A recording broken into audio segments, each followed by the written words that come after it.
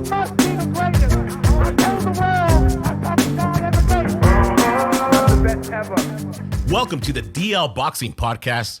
I am your host, Coach D, along with co-host neighborhood hero Ryan Rios and Bad Chaz, where we talk about the sport you and I love, boxing.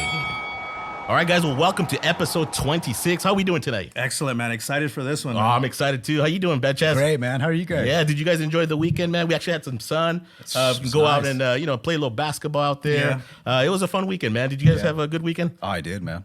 Yeah, I just did a lot of yard work and watched the fights, man. Those were excellent yeah, fights. those fights, man. yeah, which we'll get to later, man. Man, I'm excited about this one, man. We have one of the best refs in the sport today. Yes, we do. Let me introduce him.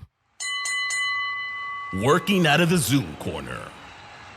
Hailing from Basset-La, Puente, California. He is the third man in the ring and the referee in charge. Ladies and gentlemen, Ray Corona. Hey, thank you for having me, guys. Appreciate it, man. Oh, absolutely. It's an honor, Ray. Thank you so much for joining us on the DL Boxing Podcast. How you doing this evening? I'm doing good. Let me stand up because I'm old and I can't see you guys that good. Yeah, I'm doing great, brother. How you guys doing, man? We're doing good, man. Like we said, we're happy to have you on. It's an honor. And like we said, we watched you last week and do your thing. And so we'll get into that a little bit later. But Ray, let's give all the boxing fans a little insight into your unique story. Take us back on your journey, the trials and tribulations, and how you eventually became one of the sport's best referees today. Oh, that's an honor, brother. That truly is, man. I guess I'm no killer. I'm not going to try to promote myself as some killer, but I grew up in Basset-La Puente, and, we had a little rough upbringing. I had issues with mom and was in a foster home, McLaren Hall, county camp, youth authority, and twice youth authority, twice in prison. And, God had a plan, brother. That's the way I see it. God had a plan. And when I got out, I was still doing my thing, but trying to fight at the same time. And the fighting part wasn't really working out because I was constantly getting in trouble. And just to fast forward to 1995, I tried to be a amateur referee. It didn't really work out. I actually sat on the sidelines. May she rest in peace. Melody didn't let me be a referee, it was all my fault. I was still holding the streets and trying to do right at the same time. And it just wasn't working out. But fast forward two years, I asked Ben Lara, who trained me as a kid, who trains my son, who trained my oldest son. I want to be a pro, So he made some phone calls, and I had to just put in my own work and putting it and becoming a professional referee. It took me 9 years, brother. Oh, wow. 9 years, and hey, God is good, bro. They let me in, and I guess the rest is history, Yeah, absolutely. 100%, Ray. That is awesome. Well, we're glad you're in the sport of boxing, Ray. We love your work in the ring. And with that said, you have over 700 bouts under your belt now. And you have that great responsibility of both keeping the fighter safe in the ring and also giving the paying fans their money's worth in the fights. What does a referee look for ultimately that dictates when a fight should be stopped? It's every fight is different, but let me go back to, like you say, the responsibilities. The way we get trained by Jack Reese, he's an awesome referee. Tom Taylor, these are my peers. You want to look out for that guy that's sitting in the cheap seats that spend his hard-earned money to come watch a fight. You don't want to rip him off. At the same time, you want to keep that fighter safe. At the same time, you want even if he gets mad that you maybe stopped it a little early, it's better that he gets mad at you that time, or you stop it too late and his mother's mad at me in the morning, And with that said, that's why it's it's hard. It's hard on us because sometimes, I've been booed. And you know what? I'm human just like everybody else, bro. And it hurts my feelings, I don't want to be booed. And even though you guys are complimenting me on being a referee, I appreciate it. But the best compliment you could give any referee, in my opinion, is who refereed that fight. Right. Because in all reality, it's not about me. It's about the fighter. Yeah. And if I could avoid even being seen, heard, that's the best compliment. You know what I mean? Yeah. I'm not going to say no names, but there's some officials, I think they showboat or they just want to get in there too much. Or right. Some fighters are inside fighters and some fighters are boxers and some fighters are brawlers. If you go in there and break them too early, then you're stealing from the guy that wants to work inside, So with all that said, every time before I get in the ring, last night I was on my podcast and some guy asked me, why do you rub your chest, your stomach? And it's turned into a tick, a nervous reaction. But when I get in there, it's hard for me to stop because what I'm constantly doing is calm down, Ray. Don't jump the gun, Ray. Do the right thing, Ray. Keep that fighter safe, Ray. Don't stop it too early, Ray. And I'm constantly talking to myself, be ready for anything, Ray. You know what I mean? But the main thing is if I could go through the whole fight and not be seen, that's a compliment to me. And I like Saturday's fight against Nery and I can't pronounce his name, but we call him Crazy A. Yeah, Hovhannisyan. Oh man, yeah. That was an awesome fight, bro. It was. Yeah. And God is good, bro. I mean, I got a good evaluation. In California, we get evaluated. We get evaluated by the supervisor. And hey, I've had my share of hey, don't do that again, or maybe you did that, or you should have done that. So I got a good score, Yeah, that's fantastic, Ray. And speaking of that past fight this past weekend between Luis Nery and Azat Hovhannisyan, which was in Pomona, California. You said that good, huh? Fight of the year Say type that of 3 fight. times, huh? Yeah, right, I know, right? It was a fight of the year type of fight, Ray. How difficult are these aggressive fights on you, both physically and mentally, man? Well, I mean, because it was a title fight, we kind of have a saying, I'll take you out to deep water, but I'm not going to let you drown. Wow. But I would like to think that if it was just the 8-rounder, I probably would have stopped it a little early. But because it was a world title fight, you got to let this, Crazy A, he just wouldn't stop coming, bro. Right. But he was taking a lot of physical or facial damage. Yeah. You know what I mean? And this is what I always explain to the fans. Even ringside people don't hear what I'm hearing, what I'm hearing in the ring. Just like you guys. I'm sure you guys have been in a street fight as a kid, as an adult, whatever the case. When you're in there throwing down, you're hearing all that. You know what I mean? And when they were fighting, bro, from round 1, they were already making those kind of sounds, which usually it's not till like 4 or 5 rounds. But they were hitting that hard, both of them. And then when Crazy A was taking all that damage to the face, he was making those grunts and those noises, but you seen he kept smiling like, bring it on, man, bring it on, And because it was a world title fight, I didn't want to steal from him. I didn't want to take that chance from him because he was still hitting back. Yeah. It wasn't until I've seen the fight 2 or 3 times since then, but I noticed around the 6th round, his punches didn't have as much on him that Nery's did. That's when I go, you know what? I got to really keep an eye because he was getting hit hard, bro. He was getting hit hard. Yeah, it's awesome that you bring up that the sounds that you hear in the ring. I've always been curious of that. The grunts, the bone crushing hits that you probably hear in the ring. Let's take us back to the 11th. Excuse me, and honestly, a lot of those grunts were coming from Nery because Crazy A was hitting him to the body hard, and he was the one doing Yeah. And that was crazy, So he still had a little snap when it went to the body, Yeah.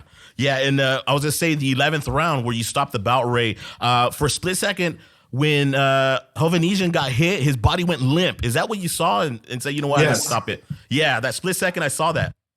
I don't know if you guys noticed in round 10, after he got knocked down, I called the doctor in.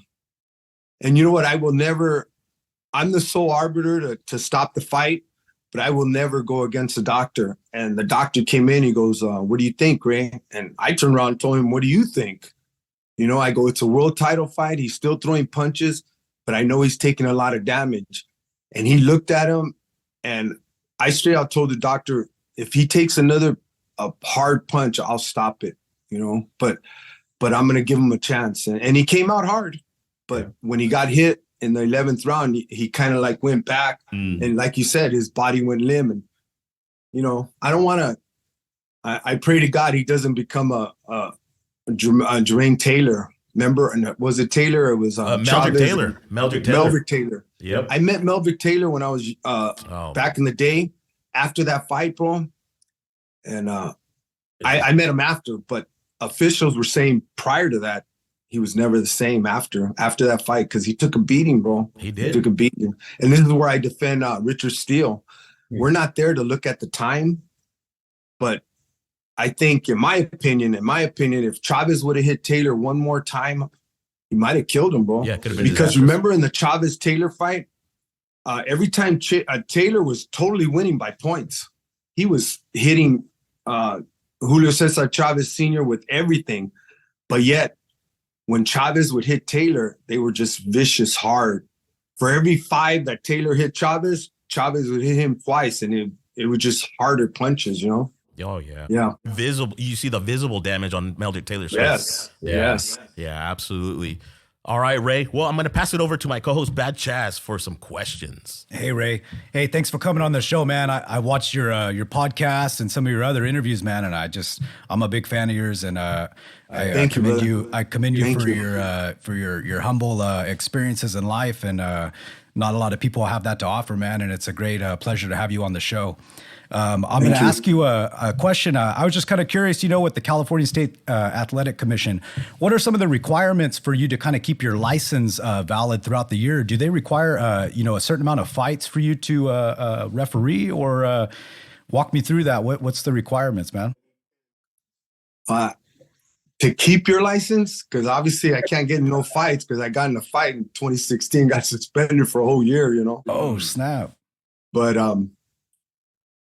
as far as to be a referee, I know Andy Foster. I have heard him say you need amateur experience, and even with that, you know, you're gonna have to put in your own money to go to the shows. You got to judge and critique us as officials. You know what we could have done better as a referee, or what you thought of the fight. And even with that, bro, California has the most fights in United States. The only country that has more than us is Japan. But in United States, or probably the world, the exception of Japan, we have the most fights, MMA and boxing as well. And to keep our license, we have to go to training every 6 months, mandatory. So we actually have one on March 6th I think it's a Tuesday night. We all have to go. MMA is at 5 p.m. and boxing is at 7 p.m. But that's the requirements. Yeah. Oh, okay. And stay out of trouble, you know? Yeah. Yeah. Well, the Lord's blessed you, huh? Yeah, bro. I mean, I don't know if you guys seen that it was on TMZ, the Golden Glove riot, you know? I take full responsibility, but when the fight was happening after, I kind of thought to myself, this is not going to be good for me, you know? And, you know, it didn't. It wasn't good. I was suspended. Yeah. And mind you, a lot of people don't know the details. 6 months into my suspension, I got an email that said, you know, we're not going to renew your license, you know?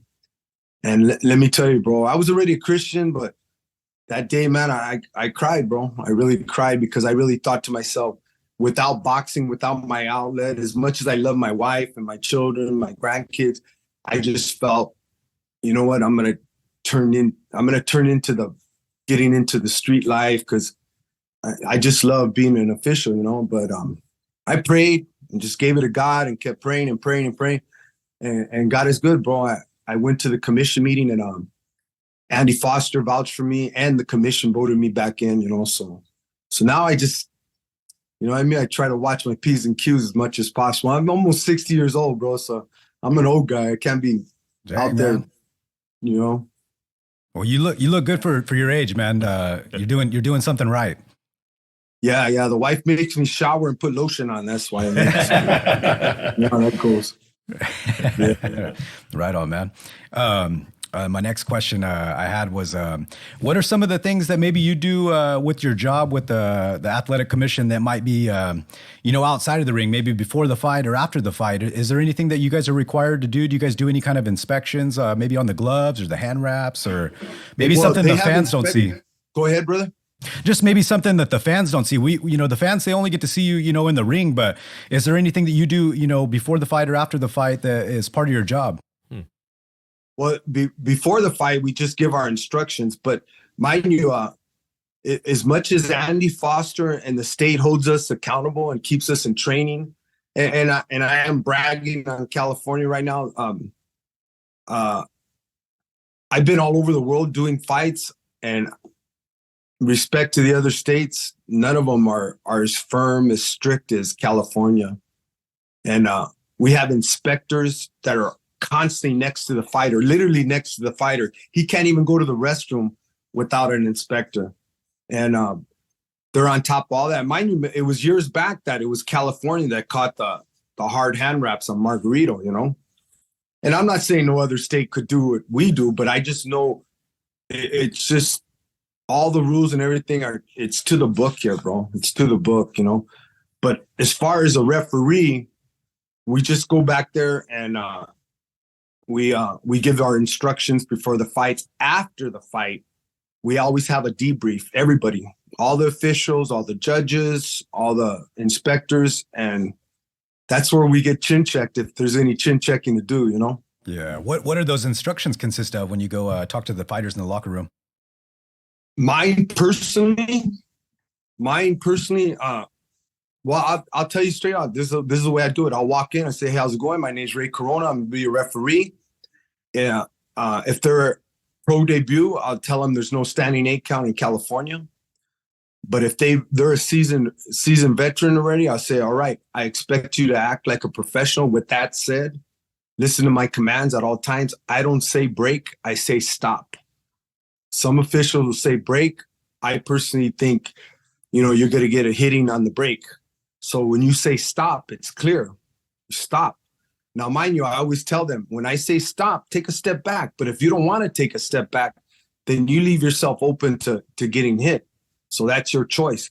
But I always tell them, you know what? If the other fighter acts stupid, give me a chance to do my job. And if you want to take revenge, well, there's consequences to that too, but give me a chance to do my job. Then I'll say, hey, I've never seen a fighter lose their life behind a cut. So with that said, I'm going to let your cut man earn his money tonight. If you get a cut, I don't care how bad it is, I will not call time. And after the round is over, I will give your cut man 1 minute to work on that cut. After you work on that cut, if I think it needs a doctor's attention, then I will call time and I will call the doctor. And if he says it's over, it's over. But I will give you a chance. I will give your corner a chance to work on that cut. If you knock down the fighter, go to any corner. Any corner you could go there. But let me tell you, when I'm counting on that fighter, if you creep up on me behind me, I'm going to stop the count, make you go all the way back to the corner. And if you choose to do that, you're just giving him more time to recover. After I'm done with that count, you come out and finish what you got to do. And then I'll say, hey, if you want to sit on the ropes, that's all good. You're going to get hit. I'm not going to jump the gun. But with that said, if you're getting hit and you're not answering back, I will give you the benefit of the doubt and tell you, this is the 2 things you'll hear from me. Get out of there. Fight back. If you don't get out, you don't fight back, you're telling me you can't get out. You can't fight back. Then I'll call the fight. And there's only one I don't have to give you. It's my right. I don't have to give you warnings on illegal blows. But there's one blow I will not tolerate, and that's the back of the head. And I guess we all know about Richard Colon, the fighter. It breaks my heart to see him like that. That's a whole nother story on the official, the referee that did that. But right. I will not tolerate that low blows, that's all questionable, and we could deal with that. So with that said, you have any questions? They say no. I tell them God's luck, and I walk out, bro. Those are my instructions. Thank you for sharing that with us, man. That's a really, really good amount of knowledge right there. Cause I mean, we don't see that. The fans don't see that. So it's a real eye opener. Thanks for answering my questions, Ray. I'm going to go ahead and turn it over to Neighborhood Hero. Hey, what's up, Ray? What's up, brother? What's up? Hey, thanks again for coming on for like the third time. I know we all told you, but we really appreciate it. You know what I mean? And I remember you messaging. I'm grateful, brother. Yeah, thank you. And I remember you messaging me and telling me, hey, homie, I'm going to be the main event tonight. You make sure you tune in. And man, we did. And man, all your skills were on full display. And man, we were very impressed. And, I think I watched you more than the fight. And, but the big trend right now is celebrity boxing. And I know you've done a few celebrity boxing matches. Do you have to kind of dumb it down a little bit, or is there certain stipulations that are different from a big mega fight compared to a celebrity boxing event? Well, if it's a real fight, all the rules are the same. But if it's just an exhibition, like when I did the Mike Tyson, Roy Jones, that was an exhibition. So there's nothing I could do but stop the fight if something got out of line, But if it's a real fight, all the rules are still intact, But as far as the celebrities, when I did that, those are exhibitions, So I just pretty much just tell them, if I tell you guys to back up or back off, chill out, something like that, it's up to you. And if you choose to take it to the extreme, well, then I'm going to stop the fight, Yeah. Main thing is safety, bro. Main thing is safety, Yeah. No, I thank God, no fighter has ever, lost their life on mine, And I'm not saying the ones that did, it was their fault. I'm not saying that, but it's a brutal sport. When you think about it, man, they're literally in there trying to hurt each other, Yeah. And my son, I don't know if you know my son, Adrian Corona, he's a professional fighter. He's 10-1-1. No, he's 10 wins, 1 loss, 3 knockouts. And man, I just get stressed out, bro, when he's in there. I get really stressed out, Yeah, because I mean, there's a lot of stuff on the line for the refs. You know what I mean? They have to take a lot of stuff into account. The stakeholders. I remember watching one of your podcasts, and I'm not exactly sure if it was Beltran or one of the referees broke it down, and I was just like, wow, I had never heard that before. And everybody's a critic, but once you kind of understand the rules, you have to respect the referee's decision. You know what I mean? Because you surround yourself around the best referees, and like they say, iron sharpens iron, and you don't want to, anything bad to happen. And it's just great that you have that podcast, and I really enjoy it just for the fact that I didn't understand a whole lot of stuff. The reason behind it, kind of what I'm trying to say. So thank you for that podcast you're doing. Yeah, I mean, as far as I know, I don't know any other official that's done it, but I just always thought to myself, I'd really like to explain what we go through, who I'd really like to get on there. And I already got I always get this word wrong. The commentary, is that what it's called? Commentators? Commentators. There you go. That's I get it wrong. The commentators, I really would like to interview them, but excuse me. Jack Reese has a training course. He trains all officials all over the world, and it's called Arbiter Sport. And he actually has offered the commentators to come for free, just so you could see what the rules are, because we can't make up our rules, guys. Mm-hmm. And some of these commentators can rip us apart, man. Can rip us apart. Whether the fight is boring and they just feel, hey, let's pick on the referee, but or even when they make stupid comments like, oh, that's a 10-10 round. You can't, there's no such thing as a 10-10 round. It's a 10-9 must system. 10-9 must system, not 10-10 because you felt it was a 10-10. If that was the case, it'd be all, all the fights would be all over.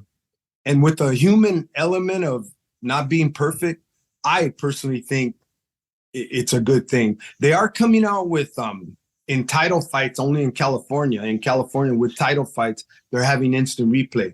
I don't mind, if I made a wrong call, if it was a slip and not a knockdown, or a knockdown and it was a slip, so be it, But on for the commentaries to just rip us apart sometimes, I just don't think it's fair, you know. But it is what it is, you know. Yeah, absolutely, Ray. I want to get your thoughts. Recently, referee Carlos Padilla came out and admitted to helping a 21-year-old Manny Pacquiao in one of the fights that he officiated, Ray. He gave Pacquiao a long count and also suggested to the doctor to stop the fight, thus giving Pacquiao the win. So my question to you, Ray, is how do you stay impartial in the ring, eliminating biases or any favors? Is it all character? I mean, I spoke on this already before, and I kind of ripped into Padilla for that, but I found out weeks later that he's in the first stages of Alzheimer's. So with that said, I gotta give him a break. You know, maybe he's not thinking, but it's sad. Before I found out, I straight out said it's messed up that he would paint, because he painted all of us. He painted that crooked brush to every referee out there. And you know what? It's bad enough that we live in this world where I want you to be held accountable, but don't hold me accountable. So for him to say something like that, it just really upsetted me. It pissed me off. But then I found out weeks later, his daughter called Jack and said that he's going through, he's in the first stages of Alzheimer's, that or dementia. I don't know which one it is, but so, you know, but that's him. That's him. I personally, bro, and I could speak for Tony Weeks. I could speak for Kenny Bayless. I could speak for Russell Moore, Jack Reese, Tom Taylor, the referees in California. I mean, we're blessed, bro. We've been all over the world. You know, we're me, especially me, maybe, you know, the other guys are cops. Jack Reese was a fire captain, you know, but I'm just a basic truck driver, bro. And, you know, from my upbringing, and again, I'm not trying to say I'm some killer, but just my state raised, who would have ever thought I'd be refereeing in Italy, London, Russia, Croatia, Puerto Rico, Mexico, and get paid for it? I would never sell my career for no kind of amount of money. I would never sell my career for, hey, bro, can you do me this favor? I would never sell my career for a fighter that I like and I'm refereeing. Let me give him a long count. I mean, God, that's like cutting your own throat. You know what I mean? And so when it comes to Padilla saying that, you know what? It bothered me. It bothered me, but that's him. And I think in those day and age, maybe you could do it. I don't know. But in this day and age, with all the replays, with everybody's got a camera, everybody's got a phone, you'd be stupid to do that. You'd be stupid. Now, mind you, there's some officials that do count slower because it's just their stilo, as they say. But I try to keep my count consistent. But see, some at the same time, you notice, and I think they started in California. Jack has trained us. You have to evaluate some fighters when they're knocked down. If it's a flash knockdown, when they're up by 8, wipe their gloves. You want to continue? Yeah. But if it's a hard knockdown, you got to tell them, walk to the corner and walk back. Because if a fighter's in physical condition and he's in top condition, he could stand up. He can even bounce a little bit. He can even go forward and back. But when you tell him to walk sideways, now he's got to think and turn. Now he's got to think to come back. So with that said, that turns into not just a 10 count, that turns into 12, 17. But that's what you got to do for boxing. That's what you got to do so you don't rip off that guy in the top cheap seat that spend his hard-earned work money to come watch a good fight. You know what I mean?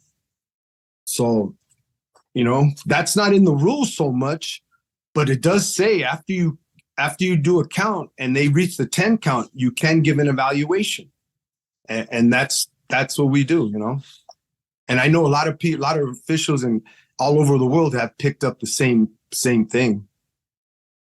Yeah. Wow. Yeah, well said, Ray. Thank you for that insight.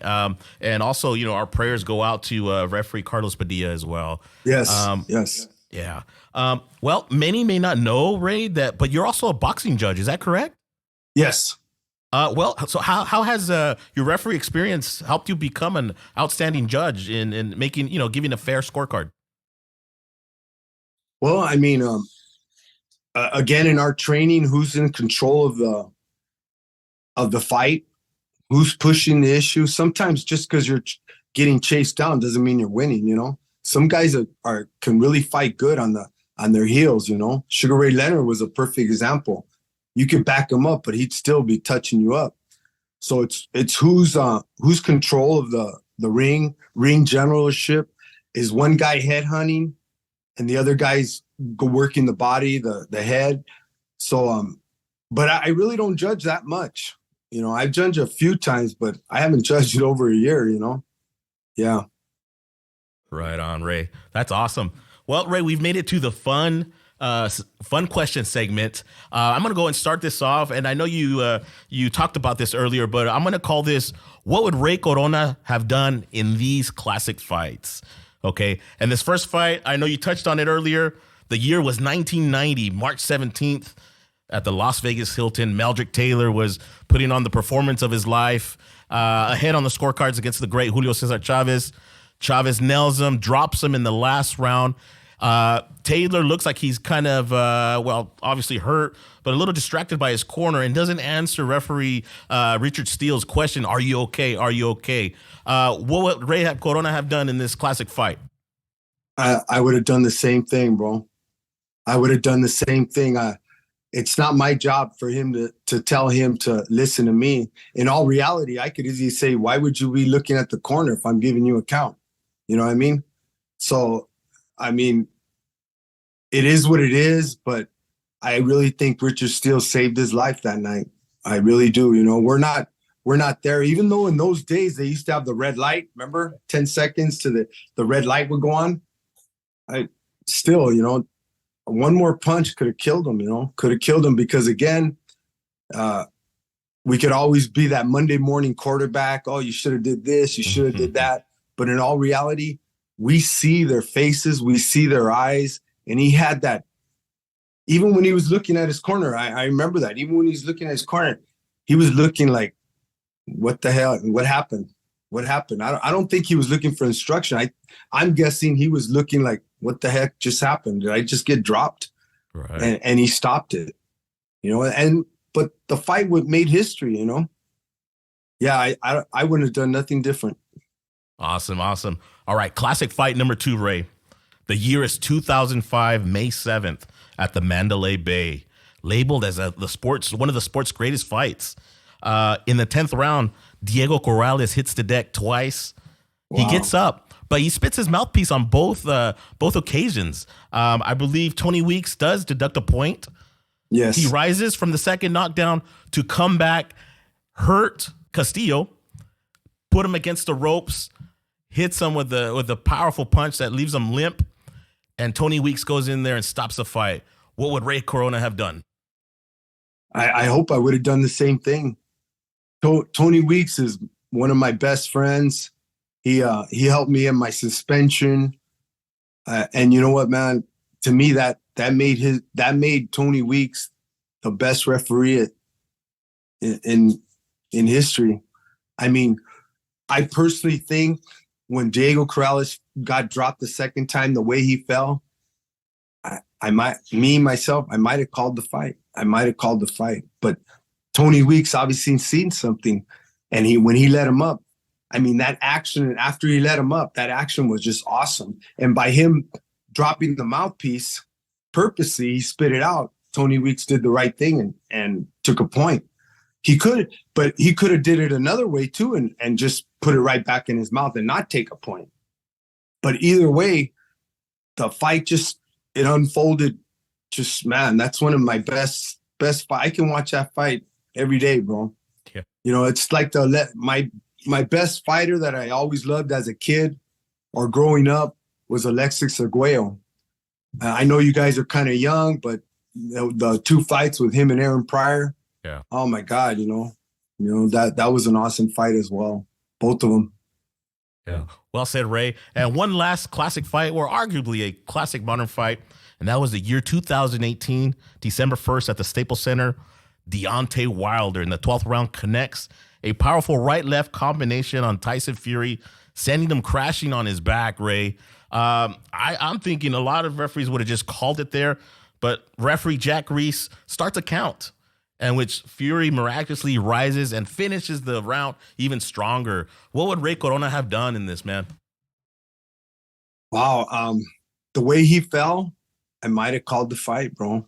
The way he did the cross, you know what I mean?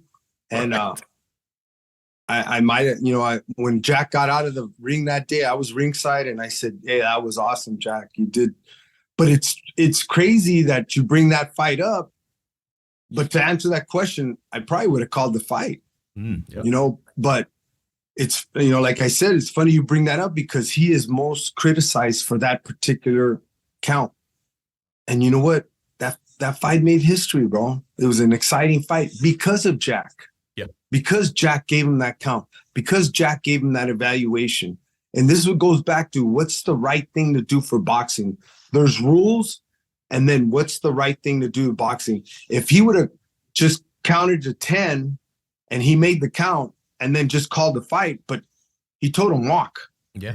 And he walked back. You know what I mean?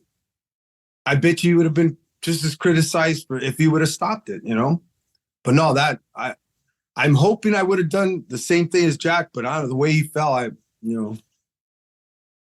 That was a good amazing. fight. That's amazing, Ray. And thanks for sharing those thoughts with us. I'm going to give it over here to Bad Chaz.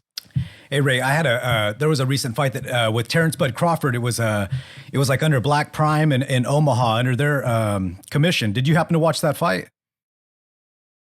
It was there was kind of an issue where the referee intervened and he had kind of a ripped glove, and then they basically shared this information with the doctor and the commission sitting on the panel. And I was just kind of wanting to see your perspective on a situation like that. The referee basically brought it to their attention, but then they let the fight continue. And I was just wondering who would consume the liability if there was some aftermath, maybe the following couple days or something. The referee did the right thing, but I heard about it, brother, that go down? I didn't see it, but I know in California that our commission always has an extra pair of gloves ringside for those particular things. So in California, if that would have happened, they would have stopped the action, put the other fighter in the neutral corner, and they would have changed the glove ASAP, Okay. And as far as who's held liable, we're all held liable. I could be sued. If they think there's some kind of negligence, but we have insurance. I have insurance as a referee, but excuse me. In California, that wouldn't have happened. In California, they would have stopped the action. Okay. Yeah. And then another question I had too is how many different rings? Mind you, real quick, guys, some of these states, I'm not being disrespectful. I hope they don't take it disrespectful, but they don't get fights like we do. So when they do have these fights, sometimes they're just, things are not in order, and they just do stuff off the cuff. And sometimes stuff like that can either come back to haunt them if they don't handle it appropriately, or they can handle it appropriately and say, hey, props to you guys. But there's commissions out there that they get 3-4 fights a year. So when stuff like this happens, they're not prepared, Yeah, and that's no excuse on their part, because they have to be prepared, especially, these are men's lives, men and women's lives they have on the line, and they gotta step up, but that's on them, not on us, Right. How many different size rings does California have for professional boxing? 18 and 20. 18 and 20. Okay. 18 and 20. Yeah. Like the one with Nery, man. God, that looked like a 5-foot ring, man. Felt like that's what it looked like. That thing was like tiny, bro. I didn't know where you were going. I was like, where's Ray gonna go? Yeah, it was 18-foot ring. You dodged more punches than the fighters, Ray. Excuse me? Yeah. You dodged more punches than the actual fighters did. Yeah. I had seen in one of your interviews where you talked about, you know, you didn't have the footwork as a youngster and for boxing, right? Yeah. You kind of like you were good just kind of standing still, exchanging. I just couldn't get my feet to work with my hands, you know, and this is why, in my opinion, Javante Taylor, he's such a good fighter. Is he just baits you in, bro? He baits you in because of his footwork. You know, he lets the fighter just think you're doing good. You're in this fight. You're, oh man, you know, keep coming. And you notice if you look at all his knockouts, majority of them, it's when they're walking forward, you know, and it's his footwork. Look at Mayweather. The reason Mayweather's Mayweather, some people hate him, but I personally think he's an awesome fighter and he'll always make history. His footwork. Yeah. And if you don't have the good footwork, bro, you're going to have a short career. Even if you're a big bomber, you know, you're going to have a short career. And I had no footwork, you know, I had no footwork. I was tough, and that's about the best. I remember the last time I sparred, Ben Lara told me, hey, stop in the middle of like the second, third round. He goes, come here. And I walked up to him, what's up, Ben? Are you going to hit back or not? You know, so that's when I knew, this ain't working out for me, you know. So, well, hey, you know what? Your footwork looks good as a ref, man. You're doing a excellent, Ray. Good job, Ray. Mm-hmm. Thank you, brother. Thank you. Yeah. All right, I'm going to turn it back over to Neighborhood Hero now. Hey, Ray, I don't know if this is a fun question or a weird question, but I watched a movie this weekend and I was kind of like left in limbo. It was a boxing movie, and this fight took place in Japan, and it had kind of like a bizarre plot. And well, anyway, towards the end of the movie, these guys actually got to fight, and there was a lot of politics involved. But these guys, towards the end of the round, at the end of the 12th round, they met like in a head-on collision. One of the Japanese guy actually got hit in the head and he went down like a ton of bricks. But at the same time, he landed a liver shot. So once the Japanese guy went down, the rest started counting and he got to like 2 or 3. And then that body shot actually kind of lingered and it was a delayed reaction. And then the other guy fell down after the ref had counted 3. And then the movie ends. So I'm like left in limbo, like who won or what happened or what would Ray do? Like, I mean, I know Japan has different rules, but who should have won that fight? Well, they have USA rules and they have WBC rules, so they're pretty much all the same across the world. But then the state will have maybe some states you can't be saved at the end of the bell. Some states you can be saved at the last round. Like this particular fight, it was a WBC. You couldn't be the one I did Saturday. You can't be saved in any round. But in that particular instance, the first fighter that went down, I would pick up the count from the judge on the side that rings the bell. So if he was at 3, I'd keep the count, and if he got up by 8, and even if he hadn't gotten up by 8 yet, and the other fighter fell, like you're saying, that's what our second, there's always a second timekeeper. There's always 2 timekeepers in California, and that's what he's there for.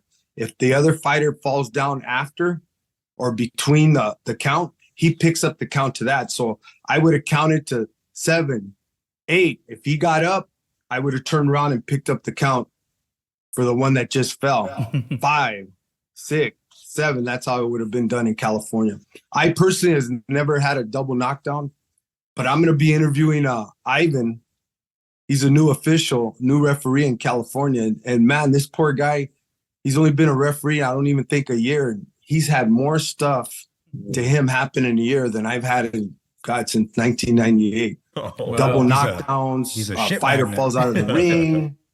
I mean, he's had it all, you know? Yeah. Was he the other ref that was working this weekend? Excuse me? Was Ivan the one working this weekend? The ref? No, he didn't work. He didn't work. All right, Ray. Well, that was a cool scenario, Neighborhood Hero Ryan Reels, and thanks, Ray, for answering that. I never knew there was a second timekeeper, to keep count of a second count if needed. With that said, Ray, thank you very much. Is there any last words you'd like to say to all the boxing fans around the world? You know what, guys? If you want to be educated on boxing, these are the podcasts you got to watch. Exactly on the one that I'm on right now.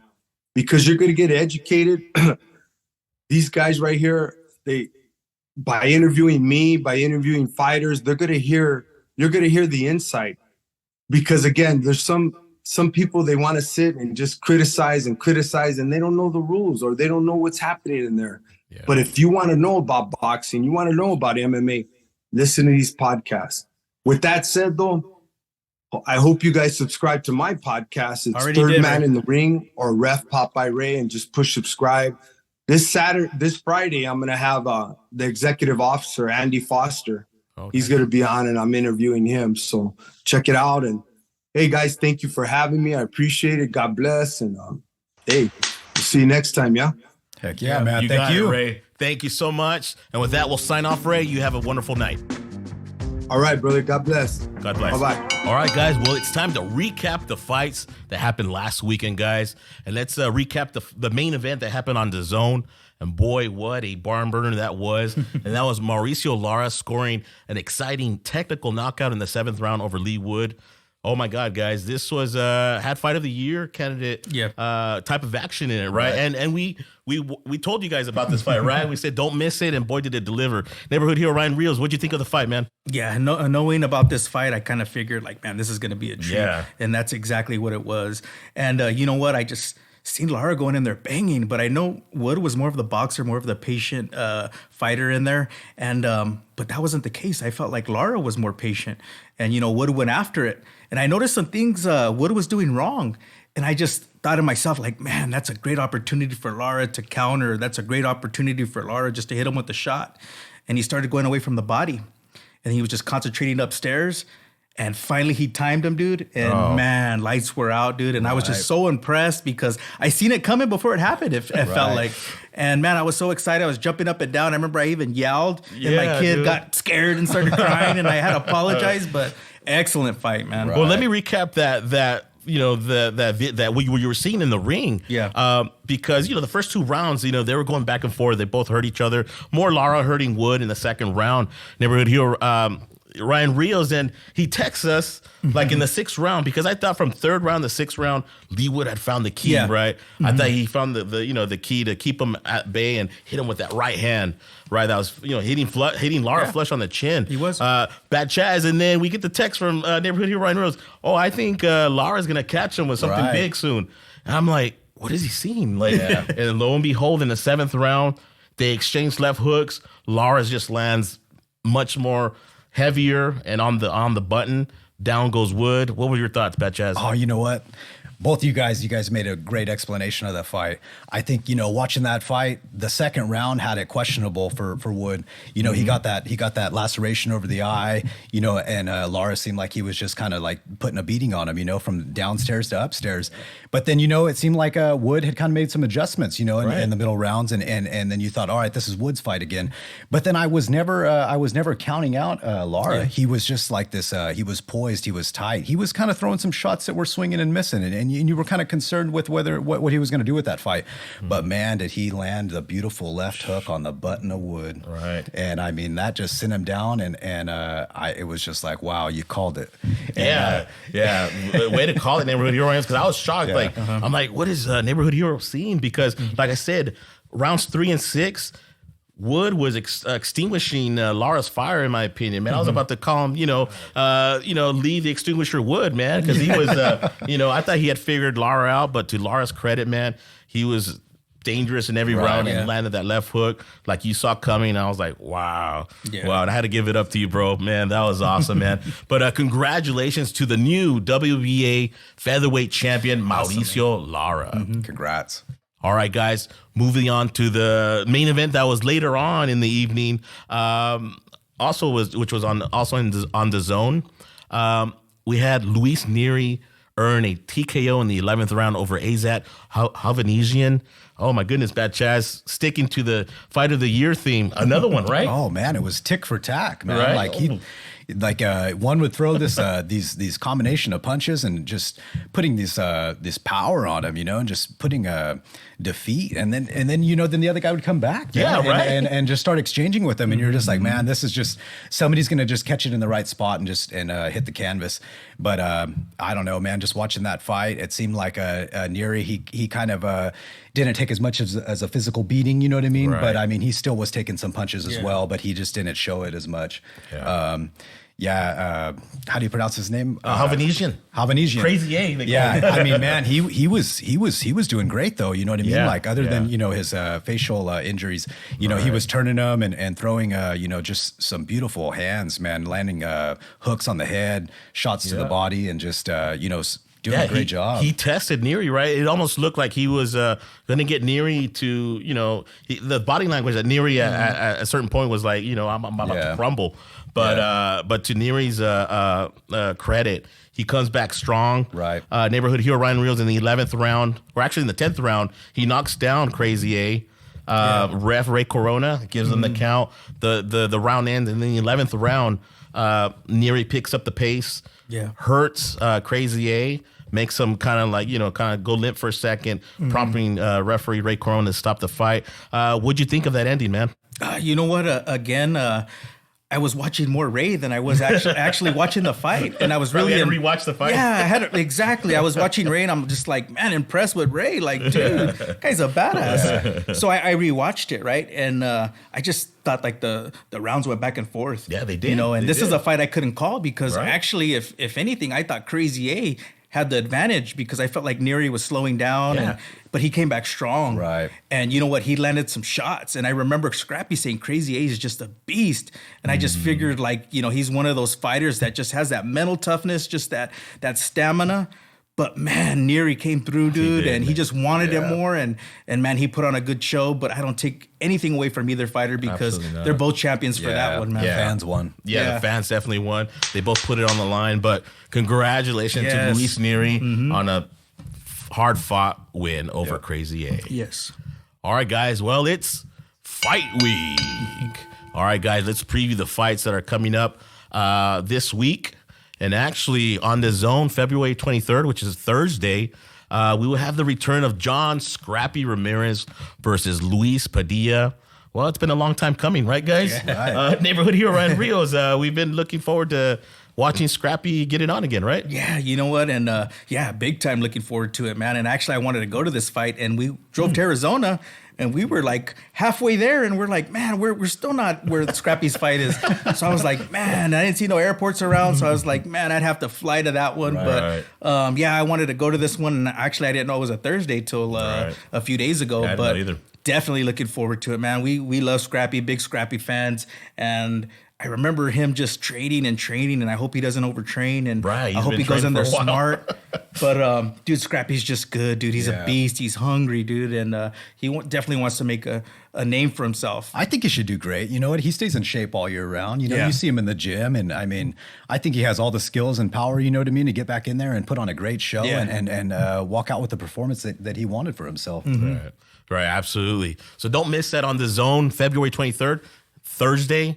The return of John Scrappy Ramirez versus Luis Padilla. Yeah, don't miss it, guys. Don't miss it. All right, guys, let's turn our attention to the main event on Sunday, February 26th. This is on ESPN Plus pay-per-view, and that is the fight between Jake Paul against Tommy Fury.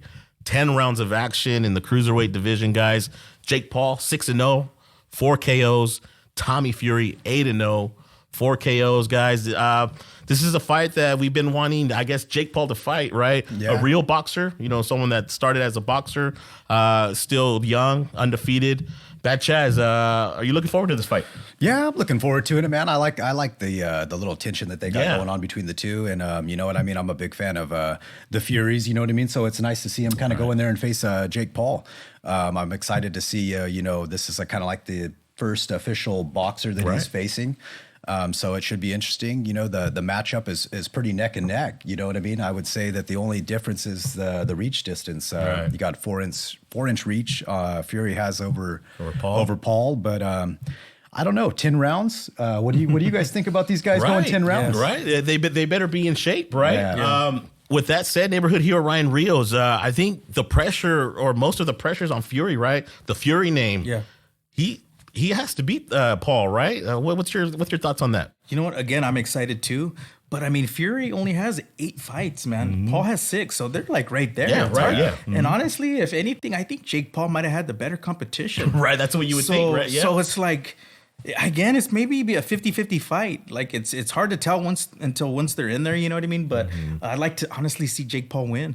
Yeah. And see who he gets next, man. Yeah, because Tommy Fury doesn't impress me for some reason. Right, yeah. And I was going to say, Tommy Fury's last couple bouts, he hasn't really looked that spectacular. Yeah. Whereas Jake Paul has actually looked pretty good and looks like he's always getting better fight by fight. Yeah. So this is going to be interesting, guys. I'm going to tune in and just enjoy the fight and see what the outcome is. You know what I'm saying? I'm expecting Paul to win.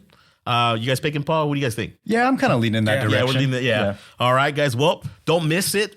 February 26th, Sunday in Saudi Arabia. So that means it's going to be earlier in the day here for us, right? Yeah, most likely, main event probably be around 2 to 3 p.m., somewhere around there. Don't miss it, guys. ESPN Plus, pay-per-view, Jake Paul versus Tommy Fury. All right, guys. Well, that concludes our podcast. What a great podcast, guys. Yeah. I'm happy that we all got together to do this.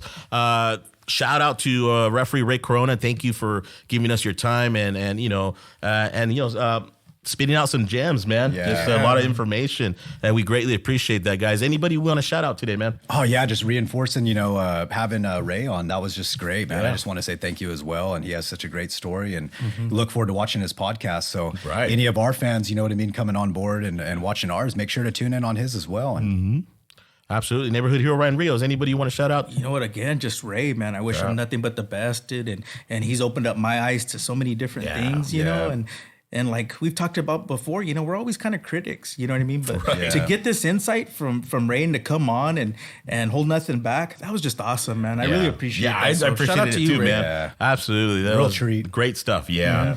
With that said, guys, as always, shout out to sound guy Rob, Thanks, cameraman guys. Leon. Thank you so much for helping us out. And with that said, I am Coach D, along with co-host neighborhood hero Ryan Rios and Bad Chaz, and we're out, guys.